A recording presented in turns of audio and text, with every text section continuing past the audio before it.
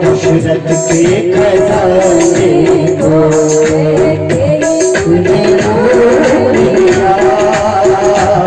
दशरथ के खजाने को। सरकार की पूरी रात दशरथ जी रोते ही रहते हैं और सूर्योदय होने वाला है तो उस समय सूर्य भगवान से जाके प्रार्थना करते हैं कि हे सूर्यदेव आज आप उदित मत होना। सूर्यदेव से प्रार्थना करते हैं कि हे सूर्यदेव आज आप उदित मत होना, यदि आप उदित हो गए तो मेरे जीवन का सूर्य अस्त हो जाएगा, इसलिए आज आप उदित मत होना, मेरे जीवन का सूर्य अस्त न हो। प्रार्थना करते हैं, गिर पड़ते हैं, मूर्छित होते हैं, उठते हैं, रोते हैं। पूरी रात ऐसे ही बीतती है। सुबह हुआ, आज एकदम देर हो गया, दशरथ जी बाहर नहीं निकले। तो फिर लोगों को लगा कि आज तो राज्याभिषेक होना था तो दशरथ जी को सवेरे ही जाग जाना चाहिए था, पर आज बात क्या है, जागे नहीं दशरथ जी। सब लोग भीड़ लगा ली, एकदम बात क्या है, क्या दिक्कत है, क्यों ये नहीं जागे। सुमंत जी को लोगों ने भेजा, भीड़ लगी एकदम द्वार पे, द्वार भीड़ सेवक सचिव सब भीड़ लगाए हुए हैं। दशरथ जी क्यों नहीं जागे, क्यों नहीं जागे। सुमंत जी आते हैं कैकेयी माँ के महल में, कैकेयी माँ के महल में देखा तो वहाँ पे दशरथ जी नहीं है। मंत्रा से पूछा गया तो मंत्रा ने कहा कि दोनों लोग को भवन में, को भवन में जाके देखा तो दशरथ जी की ये हालत कभी किसी ने नहीं देखी थी, कभी ऐसी हालत दशरथ जी की हुई ही नहीं। आज पहली बार जब सुमंत जी ऐसी हालत देखते हैं दशरथ जी की तो एकदम परेशान हो जाते हैं, आँख से अश्रु निकल जाते हैं, कुछ कह नहीं पाते, कुछ बोल नहीं पाते। फिर थोड़े समय के बाद उनके पास आते हैं, दशरथ जी के पास आते हैं, अभी पूछते हैं कि क्या हुआ। जब पूछते हैं सुमंत जी तो दशरथ जी को देखते ही रो पड़ते हैं, कुछ बोल नहीं पाते हैं। दशरथ जी रो पड़ते हैं, कुछ नहीं बोल पाते हैं। तो सुमंत जी हाथ जोड़कर कैकेयी माँ से पूछते हैं कि माँ बात क्या है, महारानी बात क्या है।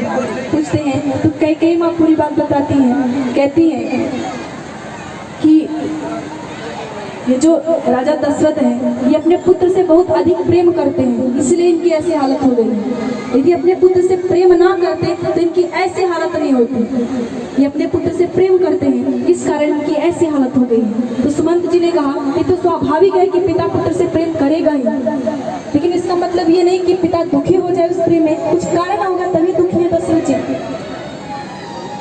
तो कैकेयी माँ कहती हैं कि मैं कुछ नहीं जानती, पर इतना तो जानती हूँ कि यदि राम यहाँ पे आ जाए तो ये सुधर सकते हैं, राम यहाँ पे आए तो ये सुधर सकते हैं, राम दर्शन से ठीक हो सकते हैं। और सही बात है, कोई भी हो, हम ही हैं, यदि राम का दर्शन हो जाए तो ठीक हो जाते हैं, राम का नाम ले ले तो ठीक हो जाते हैं। अभी हमने एक दिन कथा में कहा कि सुबह उठते ही राम का नाम लेना चाहिए, तो पता नहीं सब लेते हैं कि नहीं लेते हैं, पर कुछ लोग हमारे पास आए, उनसे हमने पूछा कि अच्छा लेती हैं कि नहीं लेती हैं सुबह राम का नाम, तो लोगों ने कहा हाँ लेते हैं। हम कहीं से कोई कुछ अच्छा हो रहा है जीवन में कि नहीं, कुछ दिन अच्छा हो रहा है कि नहीं, कुछ अलग लग रहा है कि नहीं, तो लोगों ने कहा बहुत अच्छा लग रहा है, सुबह राम का नाम लेते हैं तो पूरा दिन बड़ा अच्छा गुजरता है, बहुत अच्छा होता है। राम का नाम लेने से ऐसा ही होगा, राम दर्शन से ऐसा ही होगा। तो फिर सुमंत जी जाते हैं, राम जी को लेके आते हैं, और राम जी की हालत ऐसी देखते तो राम जी रो पड़ते हैं, दुखी हो जाते हैं। कैकेयी माँ से पूछते हैं कि माँ बात क्या है। कैकेयी माँ पूरी बात बताती हैं, पूरी बात बताती हैं।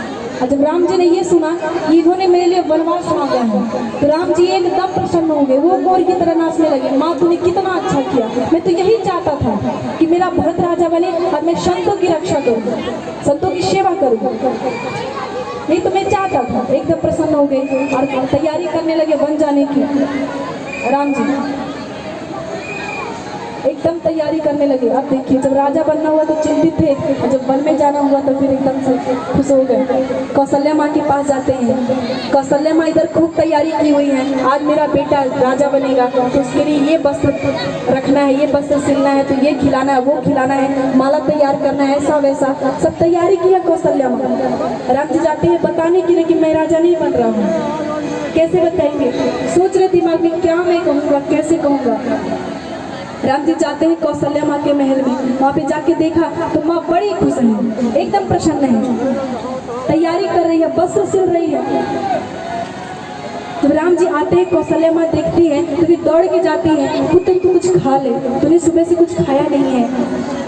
देख तेरे लिए मैंने वस्त्र बनाया, तू ये पहनेगा तो बड़ा अच्छा लगेगा, सीता पहनेगी तो बड़ा अच्छा लगेगा, एकदम प्रसन्न है, बेटा तू कुछ खा ले। राम बैठाते हैं, कहते हैं कि माँ मैं खाऊंगा, लेकिन तुझे मुझे एक सूचना देनी है। कौशल्या माँ ने कहा क्या सूचना देनी है पुत्र? राम जी कहते हैं कि माँ सूचना ये देनी है कि मेरा भरत छोटा है, तो दशरथ जी ने जो निर्णय लिया था पिताजी ने, उसको थोड़ा सा उन्हें बदल लिया है, थोड़ा परिवर्तित कर दिया है। परिवर्तित इस तरह किया है कि जो भरत है वो छोटा है, तो उसे उन्होंने अयोध्या का राज दे दिया, छोटा राज दे दिया है, और मैं बड़ा हूँ, इसलिए पिताजी ने मुझे बहुत बड़ा राज्य दे दिया, असीम राज्य, वो तो बहुत असीम है, उसकी सीमा ही नहीं है, इतना बड़ा राज्य दिया है। तो कौशल्या माँ ने कहा तेरे कहने का मतलब क्या है? राम जी कहते हैं कि माँ देखो भरत छोटा है, तो उन्होंने अयोध्या का राज्य दिया है, अयोध्या को संभालेगा, और मैं बड़ा हूँ तो मैं पूरे वन का राज्य संभालूंगा, मैं बन जा रहा हूँ, वन का राजा मैं बनूंगा। कौशल्या माँ बोली मैं कुछ समझी नहीं। तो फिर राम जी ने सारी बात बताई, तो फिर कौशल्या माँ एकदम रोने लगी, एकदम परेशान हो गई। कहती हैं कि तेरे पिता का आदेश है कि तू वन में जाए, तेरी माँ की इच्छा है कि तू वन में जाए, तो मैं भी तेरी बड़ी माता हूँ, मेरी भी कुछ इच्छा बनती है, मेरा भी कुछ आदेश का पालन होना चाहिए। मैं तुझे आदेश देती हूँ कि तुझे वन में नहीं जाना है, मैं तुझे आदेश देती हूँ तुझे वन में नहीं जाना है। लेकिन फिर धैर्य धारण करती है और कहती है पुत्र यदि तेरे माता पिता की इच्छा है कि तू वन में जाए, तो फिर मेरी भी इच्छा है, तू उनकी इच्छा पूर्ण कर, तू वन में जा। यदि उनकी इच्छा है तो फिर जा, वन में तुझे एकदम आराम मिले, वो वन अयोध्या की तरह तेरे लिए रहे। वो अयोध्या, वो वन जो है वो 100 अयोध्या के समान मुझको लगे। कौशल्या माँ रोती हुई कहती है। फिर इस तरह से वहाँ से आते हैं, फिर लक्ष्मण जी को बात पता चलती है, तो लक्ष्मण जी कहते हैं मैं भी जाऊँगा। तो राम जी मनाते हैं, कहते हैं कि आप मत जाओ, यदि तुम चले गए तो यहाँ पे माता पिता का ख्याल कौन रखेगा, कौन सेवा करेगा? तो लक्ष्मण जी कहते हैं कि बचपन से मुझे एक ही बात बताई गई है, बचपन से सुमित्रा माँ ने मुझे यही कहा है कि तेरे पिता राम है और तेरी माँ जानकी है, बाकी मैं किसी को नहीं जानता हूँ, आप मुझे लेके ही चलो। राम जी कहते हैं कि तू मत जा, ये सब बात मत सोचा, तू मत जा, तू अपना कर्तव्य कर, तू पुत्र है, माता पिता की सेवा कर। लक्ष्मण जी कहते हैं ठीक है आप मुझे मत लेके जाओ, नहीं जाऊंगा, लेकिन एक बात जान लो कि आप शरीर के पार जाओगे ना, शरीर के पार पहुंचोगे तो मैं शरीर में डूब के अपना जान दे दूंगा, शरीर खत्म हो जाएगा।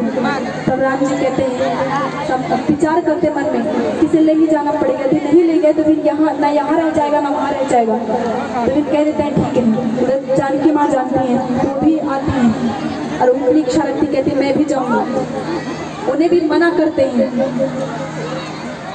राम जी खूब मना करते हैं कि वन में तू नहीं रह सकेगी, तू सुकुमार है, तू चल नहीं सकेगी, वहां पे बहुत जानवर है, वहां तू रह नहीं सकेगी।